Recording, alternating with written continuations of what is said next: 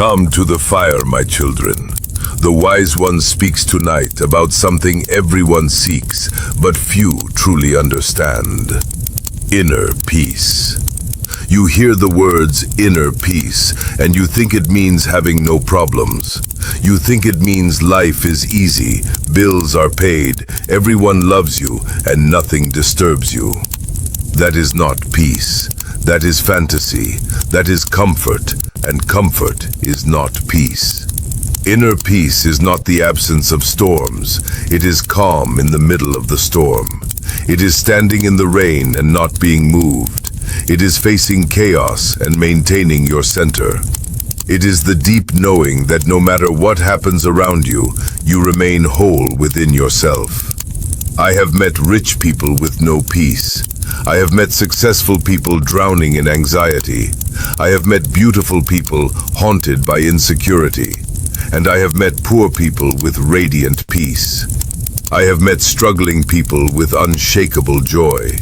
Because peace is not about what you have.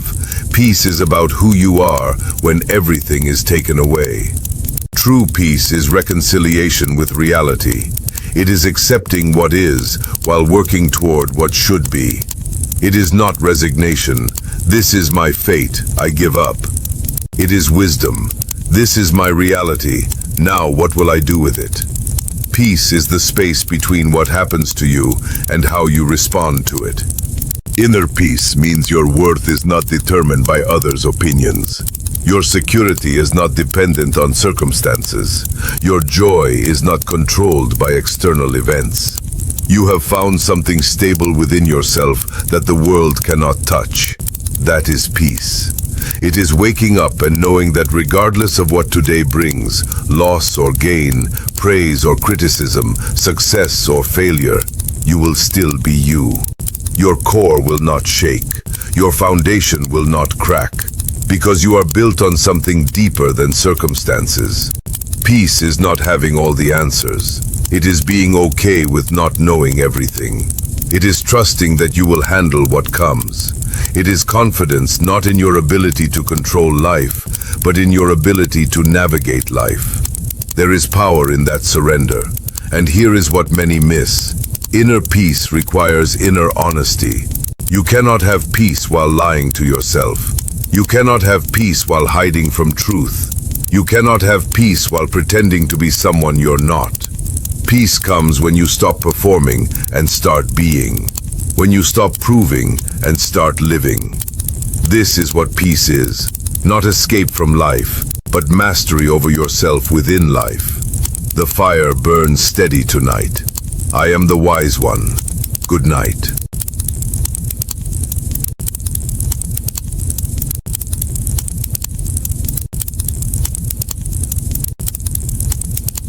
Return to the fire. The wise one has seen what steals peace from souls. Tonight, we name the thieves. The first thief of your peace is comparison. You look at what others have and feel lacking.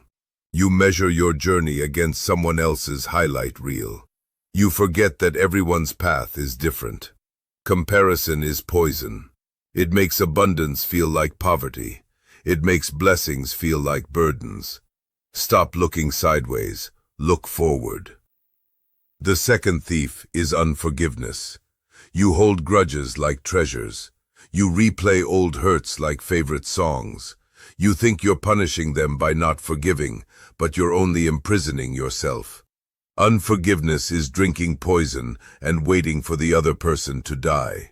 Every day you refuse to forgive is another day you give them power over your peace. The third thief is guilt over the past. You replay your mistakes endlessly. You punish yourself for what you cannot change. You carry shame like a heavy stone, never putting it down.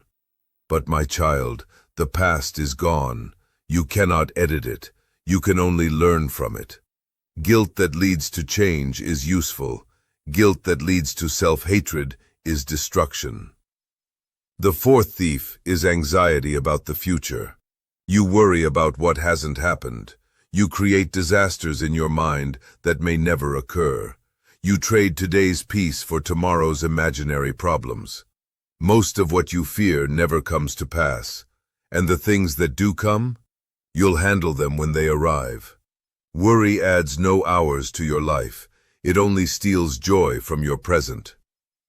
The fifth thief is people-pleasing. You twist yourself into shapes trying to make everyone happy. You sacrifice your truth for their approval. You exhaust yourself meeting expectations that were never meant for you. But you cannot please everyone, and those who truly love you don't need you to be perfect. They need you to be real. The sixth thief is the need to control everything. You grip life so tightly that joy slips through your fingers. You plan every detail and panic when reality doesn't cooperate. But life is not meant to be controlled. It's meant to be lived. The tighter you hold, the more you lose.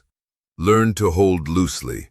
Trust the process. The seventh thief, and this is crucial, is unconfessed sin and secret living.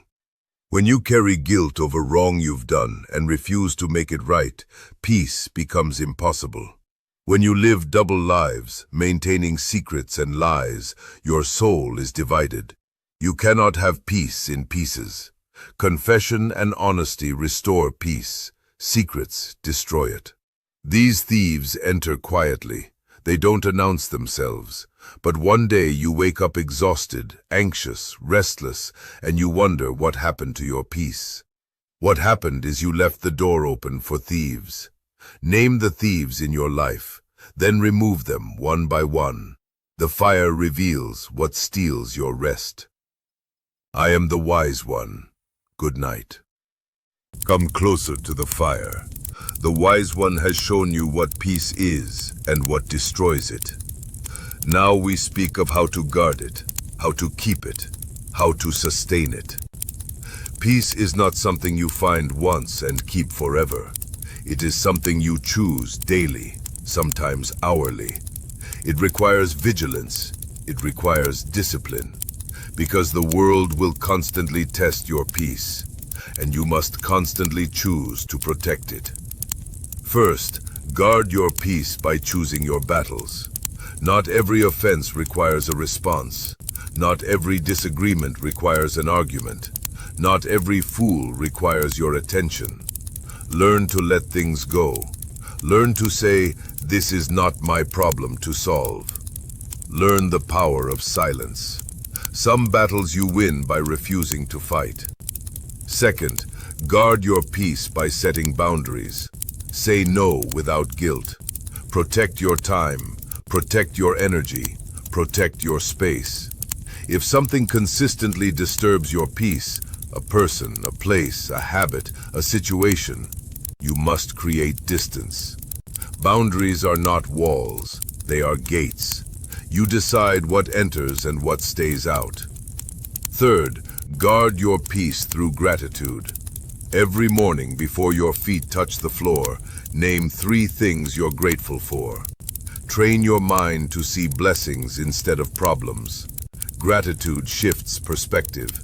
It reminds you that even in difficulty, there is still good. A grateful heart is a peaceful heart. Fourth, guard your peace through forgiveness, quickly and often. Don't let bitterness take root. When someone hurts you, process it, learn from it, then release it. Forgiveness is not weakness, it is strength. It is refusing to give others permanent residence in your mind. It is choosing freedom over fairness. Fifth, guard your peace by managing your mind. What you feed your mind determines your peace. If you consume constant negativity, news, gossip, complaints, drama, your peace will erode. Be selective. Guard your eyes, guard your ears, guard your thoughts. Replace anxiety with prayer or meditation. Replace worry with action or acceptance. Sixth, guard your peace through integrity. Live in alignment with your values. When your actions match your beliefs, there is internal harmony. When you live honestly, you sleep peacefully. When you treat people right, you have no enemies haunting your conscience. Right living produces right peace. Seventh, guard your peace by accepting what you cannot change. Some things are beyond your control, other people's choices, the past, certain circumstances. Fighting unchangeable reality is exhausting. Acceptance is not giving up, it is wisdom. It is saying, I cannot change this, but I can change how I respond to this. That shift alone restores peace. And finally, guard your peace by staying connected to something greater than yourself.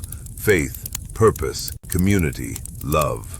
When life becomes bigger than just you and your problems, you gain perspective. Your troubles don't disappear, but they shrink. You realize you're part of something larger.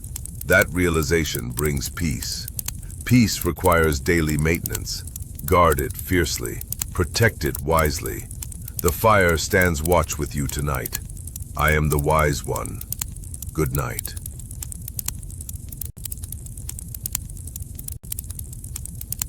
We come to the final fire of this series. The wise one has spoken of peace. Now we speak of what peace produces. Joy. Joy is not happiness. Let me be clear about this. Happiness depends on happenings, good news, pleasant circumstances, favorable outcomes. Happiness is external. Joy is internal. Joy is what remains when happiness fades. Joy is the deep well that doesn't dry up when drought comes. Joy is the fruit of peace. You cannot have lasting joy without inner peace, because joy grows from a peaceful foundation. When your soul is calm, when your conscience is clear, when you are living in integrity, joy bubbles up naturally. It's not something you chase, it's something you cultivate. I have seen people in terrible circumstances who still carry joy. They have lost much, but not their peace. And from that peace comes a resilient joy that circumstances cannot touch. I have also seen people with everything who have no joy, because they have no peace. And without peace, all the blessings in the world feel empty. Joy is not loud. It doesn't need to perform. It is quiet confidence. It is internal contentment. It is the smile that comes from nowhere when you're alone. It is waking up grateful. It is going to sleep in peace. It is small, a sunset, a child's laugh, a simple meal, a quiet moment. Joy lives in the ordinary when you have eyes to see it. You maintain joy the same way you maintain peace, through discipline. Choose gratitude over complaint. Choose presence over distraction. Choose contentment over comparison. Choose meaning over pleasure. Pleasure is temporary. Joy is sustainable. Pleasure depends on getting. Joy depends on being. And here is the beautiful truth. Joy multiplies when shared. Peace is personal, but joy is contagious. When you carry joy, you give others permission to experience it. Your joy lifts your family. Your joy strengthens your community. Your joy in hardship inspires others who are struggling. Joy is both gift and witness. But you cannot give what you don't have. You cannot spread joy if your own soul is bitter. You cannot light others' candles if your own flame is out. This is why we spent 3 talks building peace, because peace is the soil where joy grows. First the foundation, then the fruit. So the question is not, how do I get joy? The question is, do I have peace? If you have peace with God, peace with yourself, and peace with your choices, joy will follow. It cannot be stopped. It will come. Like morning after night, like harvest after planting, like fruit after roots are established. We have completed the Inner Peace and Joy series. 4 fires have burned. 4 truths have been spoken. You now know what peace is, what destroys it, how to guard it, and what it produces. The work begins now. The wisdom has been shared. What you do with it determines whether you live in peace and joy, or remain in chaos and anxiety. Choose peace, guard it daily, and watch joy bloom in the soil of your settled soul. The fire has burned for you. May you carry its warmth into your days. I am the wise one, and I pray that when we meet again, you will have found what you were searching for. Not out there in the world, but deep within yourself. Good night, and may peace and joy be your constant companions.